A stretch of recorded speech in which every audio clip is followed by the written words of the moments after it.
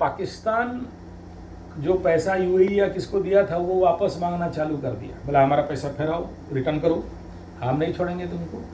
तो पाकिस्तान तो ऐसे ही कटोरा छाप है, अब वो कहाँ से लेके दे, तो अपना सैनिकों नहीं भेज रहा है कि जाओ भाई वहाँ युद्ध कर लो और कुछ पैसा मिलेगा तो इनके साथ फिर लोन रिकवरी का काम हम लोग कर लेंगे।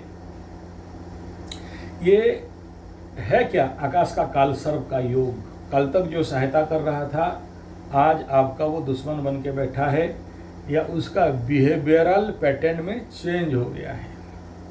ये काल सर्प योग कुंडली में हो और या आकाश में अभी जो बन रहा है उस प्रकार का इम्पैक्ट देखोगे। और जो पाकिस्तान कल तक उग्रवादी और मिलिटेंसी का सरगना था, वो आज पीस टॉक में सहायता कर रहा है, दलाली कर रहा है। कभी सोच सकते हो कौन करा रहा है?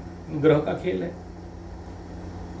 और अभी अगर आप आकाश में जैसे जैसे शनि तो पहले बैठा था पानी में, बैठा एकदम तोड़ मोड़ के, तो इतना सारा जो युद्ध हो रहा था ना पानी में बहुत कम हुआ। शनि सूर्य जितना देर तक बैठे थे तब तक वो श्रीलंका से पार हो जाते जाते 2-4 नेवी उवी को डाल डुल के रख दिया, और सारा जहाज दूर जा रहे थे, पास नहीं हो रहे थे। कहीं ईरान का मिसाइल ठोक ठाक ना दे तो दूर 2000 किलोमीटर या कितना नॉटिकल माइल में दूर रहते थे। अभी जैसे ही पानी मीन राशि में मंगल घुसा, बुध घुसा, तो कितने सारे जहाज, चाहे वो अब्राहम लिंकन वाला और क्या क्या सब आके उसी वहाँ पर बैठ चुके हैं।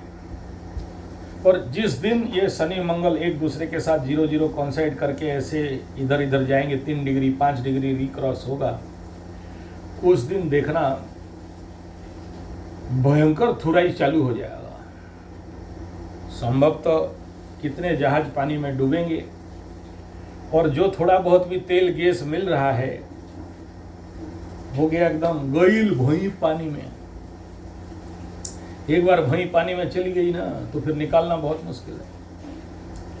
अब इसमें किसको फायदा हो रहा है, कौन इसके पीछे है, तो अलग बात है, लेकिन परिस्थिति को देख लो। जिस समय राहु, मंगल, बुध, सूर्य वायु तत्व राशि को क्रॉस कर रहे थे, केतु के दृष्टि में राहु के पास वायु तत्व में, वो इधर से रॉकेट छोड़े, वो उधर से क्या बोलते हैं ड्रोन छोड़ दे, उधर से वो फ्लाइट गिरा दे। मतलब अमेरिका का 8-10 बड़े बड़े युद्ध के जो क्या बोलते हैं उसको फाइटर जेट हैं, गिर के तोड़ मोड़ के सब फ्लैट हो गया। और जैसे ही मंगल भागा तब तक एयर एलिमेंट का काम खत्म, वायु एलिमेंट का काम खत्म। अभी नहीं सुनाई दे रहा है कि वहाँ से रॉकेट आ रहा है, यहाँ से ड्रोन जा रहा है। सब जाके पानी में बैठ गए, मंगल भी बैठ गया, सूर्य भी बैठ गया पानी में, शनि भी बैठ गया पानी में, बुध भी बैठ गया पानी में। जैसे ही पानी में बैठने लगे, अब देखो जो बड़े बड़े शिप वगैरह थे, फाइटर शिप या जो भी वो क्या बोलते हैं उसको युद्ध की भाषा में कैरियर एरियर बोलते हैं ना, तो सब अभी आ गए ईरान के पास। अब काल, जिसका हम लोग उड़िया में बोलते हैं काला बेड़ो खराब थिले पिंपुड़ी कामड़े डेस तोड़े, तो इनका काल बुला रहा है। और ईरान कोई छोटकू मोटकू आदमी तो नहीं है, फूट थूट के एकदम बढ़िया से थुरेगा, वो दिखाई दे रहा है। इसी में फिर देखो कालसर्प योग में बिहेवियरल पैटर्न, कालसर्प में बेसिकली आकाश में होता है या आपकी कुंडली में है, तो कैसा बिहेवियरल पैटर्न रहता है व्यक्ति का। अगर किसी का भी कुंडली में कालसर्प है तो देखना, सांप मुंडरी मार के बैठा है तो बैठा है, सोया है तो सोया है, काम नहीं कर रहा है तो नहीं कर रहा है, आलसीपना, कुढ़ियापना, छुप के बैठा है, ठंडा में बैठा है, कुछ नहीं हो रहा है। और जैसे ही कोई उसको थोड़ा सा ऐसा थोड़ा सा छू दे, थोड़ा सा टच कर दे, उंगली कर दे, फों, सांप तैयार। और जिस समय फों करने लगे ना तो फिर सब प्रलय ध्वंस बर्बाद, किसी को छोड़ने वाला नहीं है।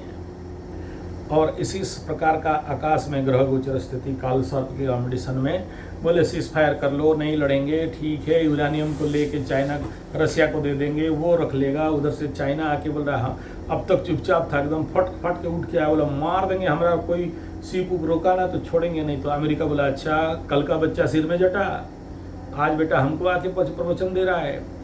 तो वो अभी सांप लोग सब ऐसे ऐसे हो रहे हैं। जिस समय फौं करेंगे उस समय देखना कि क्या डिस्ट्रक्शन होगा, मस्त डिस्ट्रक्शन होगा। अगर शांत नहीं हुआ सिस्टम तो ऐसे कंडीशन में तो मैं बोलूँगा कि भाई किसी का ऐसा डिस्ट्रक्शन जो कभी भारत और वर्ल्ड का हिस्ट्री में कोई देखा ही नहीं होगा। ये कालसर्प योग का कंडीशन आकाश में जब होता है और उस समय युद्ध का स्थिति, सोचने से भयभीत हो जाओगे आप। और इस समय देखो कोई सोचने समझने का लायक में भी नहीं है। आप बहुत सारे लोग मेरे को बोलते हैं ना कि थोड़ा सा गुरुजी हमारा बीवी को समझा दीजिए, हमारा बच्चा को समझा दीजिए। मेष राशि का शनि 7.5 है, कुंभ राशि का शनि 7.5 है, मीन राशि वाला 7.5 है। थोड़ा कुछ आपका बात सुन लेगी, समझ लेगी और शायद हमारा घर परिवार बच जाए। हमारा बहू तो एग्रावेट हो गई है, हमारा सास तो सांस निकाल रही है, हमारा दामाद तो एकदम हमारा बेटी का गर्दन में बैठ गया है। हम सिंह लग्न राशि, वृश्चिक लग्न राशि, धनु लग्न राशि का हम ससुर हैं। अब भाई इनका पंचम स्थान में एक्टिव एग्रावेशन कंडीशन है ना। तो जो दामाद कल तक अपना बेटी को बहुत प्यार देती थी वो आज गर्दन में आके बैठा है। जो बहू कल तक सीता माता बन के बैठी थी अभी द्रौपदी बन के महाभारत कर रही है।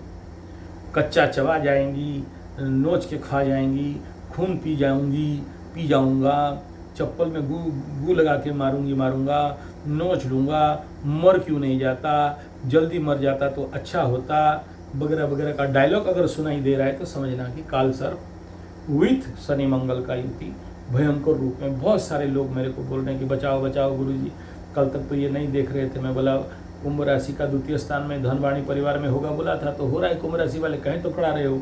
मीन के घर में हो रहा है तो हो रहा है, तो कहीं टिकड़ा रहे हो। सिंह के दशम में हो रहा है तो हो रहा है, तो कहीं टिकड़ा रहे हो। कुछ दिन होगा फिर शांत हो जाओगे। पहले से कहाँ गए थे? पहले से रेमेडी नहीं करा दिए उस समय जो बकबका रहा था मैं।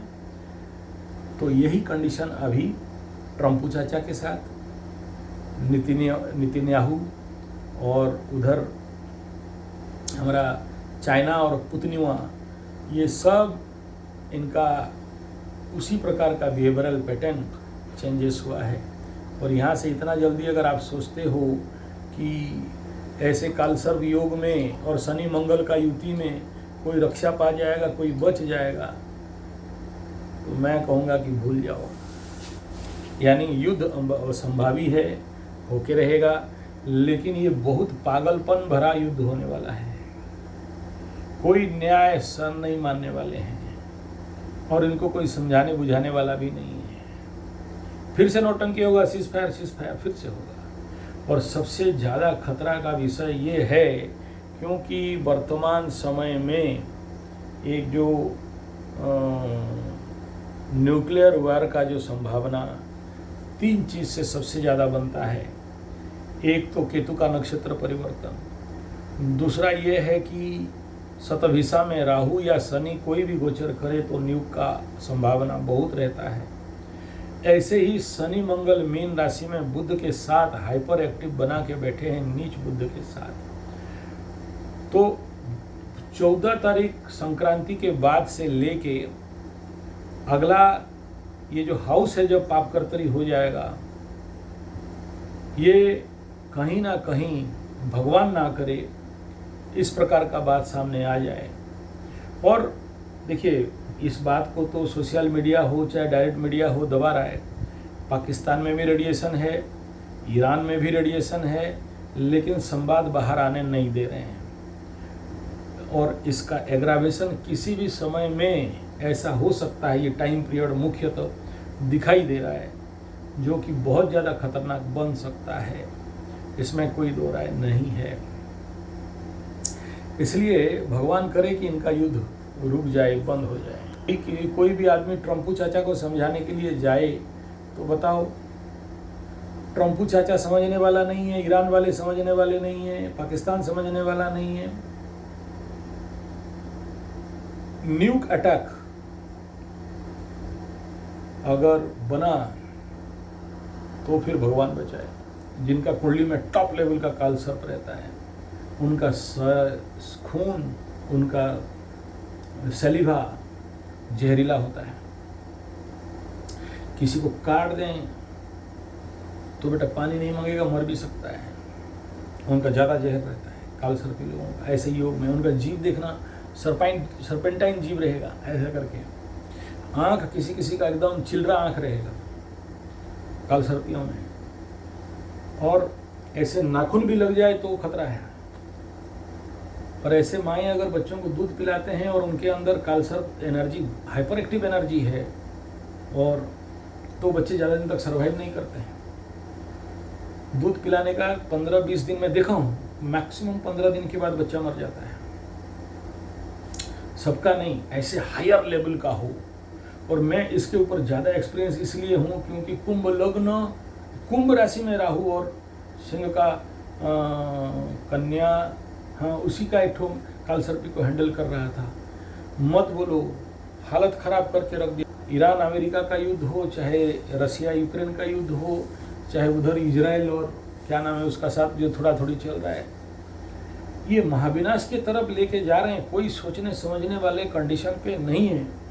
तो कालसर्प, गुरु अतिचारी, शनि मंगल का युति, केतु का नक्षत्र परिवर्तन, राहु का शतभिषा, ये सब कुछ महाविनाश की ओर डिनोट कर रहे हैं। मृत्युंजय मंत्र करते रहिए विश्व को बचाने के लिए।